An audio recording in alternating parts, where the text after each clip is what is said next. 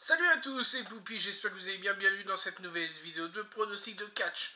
Retournons côté WWE cette fois-ci pour le pay-per-view Extreme Rules qui aura lieu la nuit prochaine. Je fais un peu cette vidéo à l'arrache parce que j'étais en week-end en Normandie chez mes parents, donc j'avais oublié de préparer la vidéo. Voilà. Donc on est à peu près 1 heure ou 1 heure et demie avant que je la mette sur YouTube. Donc, alors, Extreme Rules, qui a lieu ce soir. Je vais être franc direct, je ne pense pas que c'est un pay-per-view vraiment intéressant. Car, on arrive déjà à la fin de l'année, mais là, ce que vous pouvez voir déjà sur l'affiche, Becky, qui est revenue le mois dernier à SummerSlam, est directement tête d'affiche, hein, c'est nickel.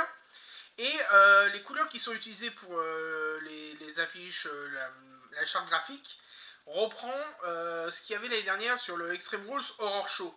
Sauf qu'on est fin septembre, on n'est pas fin octobre. Donc ça crée quand même un décalage. Et pour vous dire aussi, les prochains c'est surtout une préparation pour les prochains pay-per-view. Car le mois prochain, retour en Arabie Saoudite pour Crown Jewel. Et mois d'après, novembre, Survivor Series. Donc ce show-là, ainsi que Crown Jewel, sera surtout pour préparer les équipes pour le Survivor Series et qui seront les champions pour les matchs. Voilà. Est-ce qu'on aura du NXT 2.0 cette année à Survivor Series? On l'espère. Ça serait vraiment pas mal.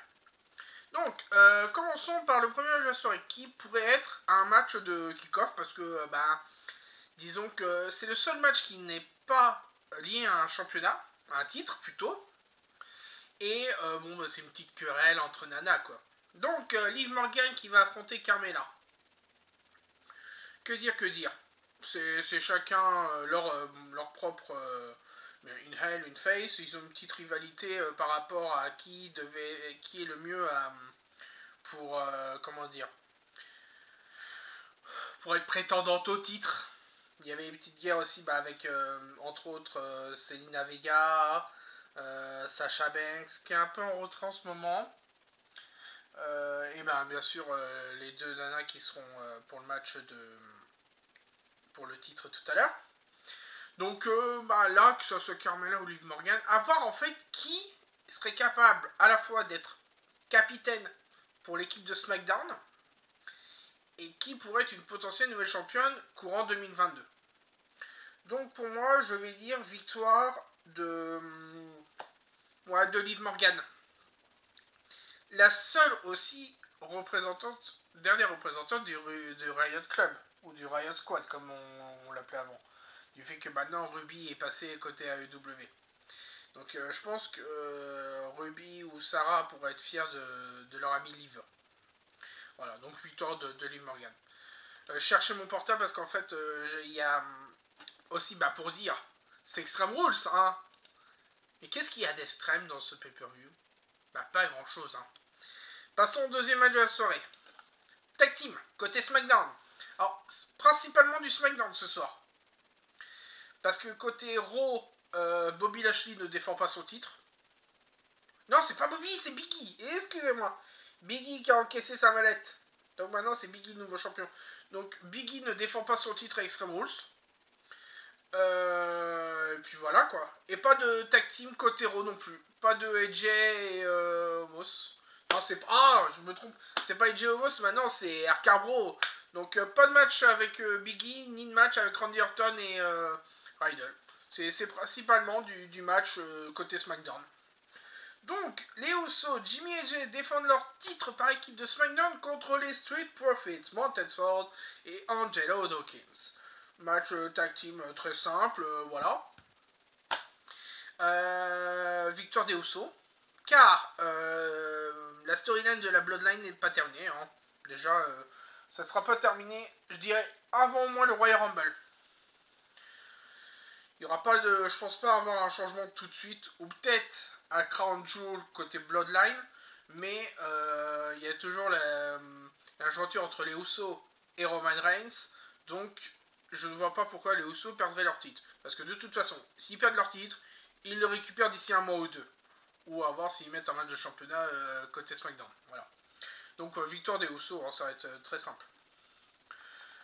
Match suivant. On repasse côté Raw. pour un match pour le titre féminin. Charlotte Flair défend son titre contre Alexa Bliss. Toujours match simple. Pas de stipulation. Pour moi, je vais garder quand même la victoire sur Charlotte Flair. Car pour moi, je vois que ça c'est elle qui serait la prétendante au match des championnes pour Survivor Series. Donc c'est à dire qu'elle affronterait sûrement la championne côté SmackDown et peut-être celle d'NXT. Et puis voilà quoi. Et je pense que le personnage de Alexa Bliss est beaucoup apprécié. Surtout Lily. Et en fait, je trouve qu'ils ont été capables de faire un autre tournant dans ce personnage suite quand ils ont licencié Bray Wyatt.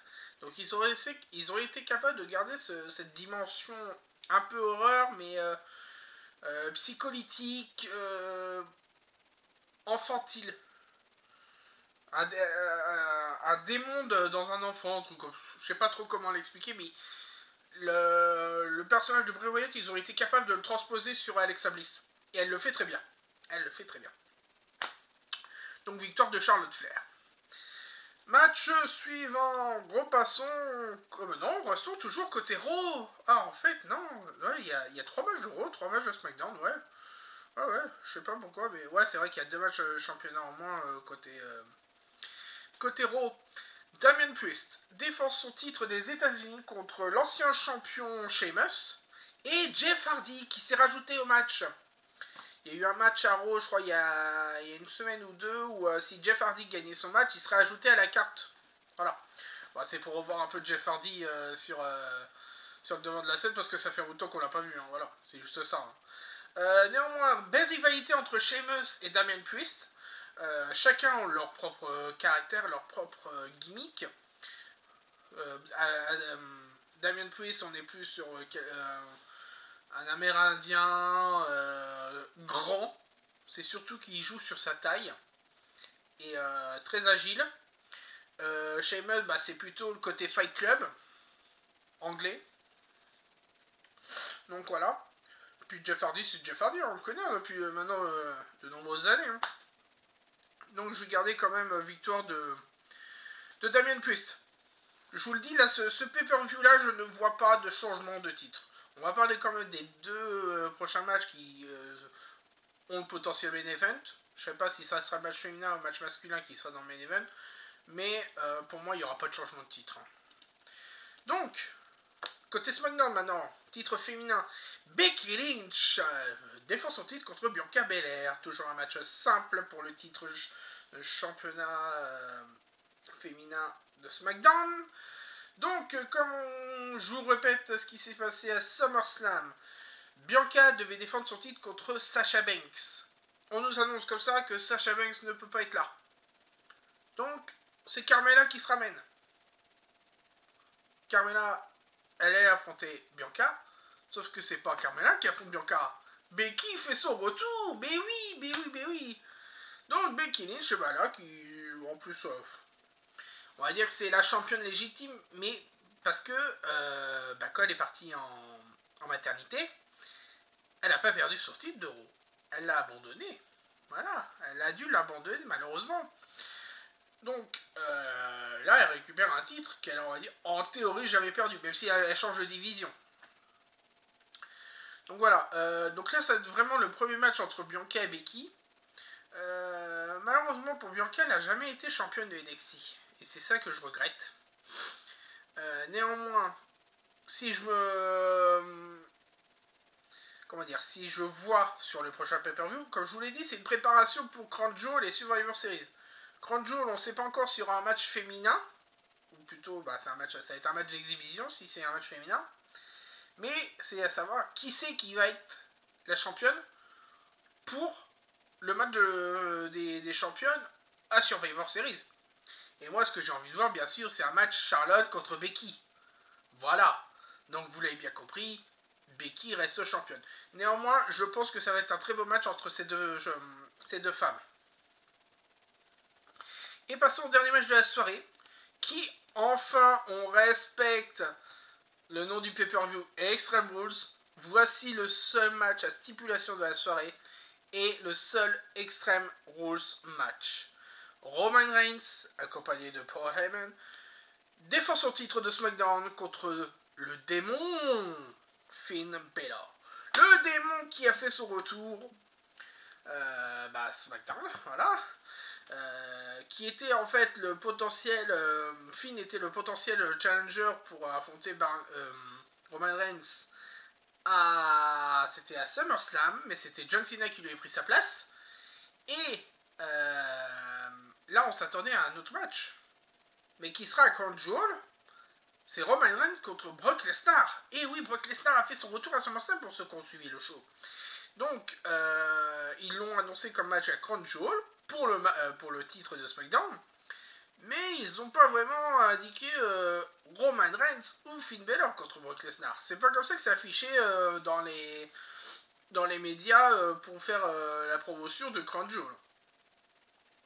Donc, comme je vous l'ai dit, c'est un Extreme Rules match. Le démon qui fait son retour depuis énormément de temps, déjà. Donc ça va vraiment pousser Roman Reigns à ses limites. Et moi, le dernier match que j'ai des deux, à ce que je me rappelle, c'était à Raw. C'était Finn Balor contre Roman Reigns. Et le gagnant allait affronter à... Je sais plus si c'était... Je crois que c'était à SummerSlam. Ils allaient affronter Seth Rollins pour être le premier champion universel de la WWE. C'est le moment où ils ont refait le brand split et il fallait mettre un nouveau champion pour Raw. Voilà. Et c'était Finn Balor qui avait battu Roman Reigns. C'était avant qu'il s'absente pour sa leucémie, je crois bien. Donc ça remonte quand même à 4 ans. 4-5 ans. Voilà. Donc néanmoins, comme je vous l'ai dit, pay-per-view assez léger en termes de match. Un seul match à stipulation. Et comme je vous l'ai dit, c'est une préparation pour le show en Arabie Saoudite ou Survivor Series. Pas de changement de titre actuellement. Donc pour moi, victoire de Roman Reigns. Et comme ça se voit que c'est un Extreme Rules match, on peut s'attendre à de l'intervention. Je sais pas qui c'est qui pourra intervenir côté Finn Balor. Je m'attends peut-être aux Mysterios. Mais de toute façon, côté Reigns, on peut s'attendre à une intervention des Usos. Ça, c'est quasi sûr.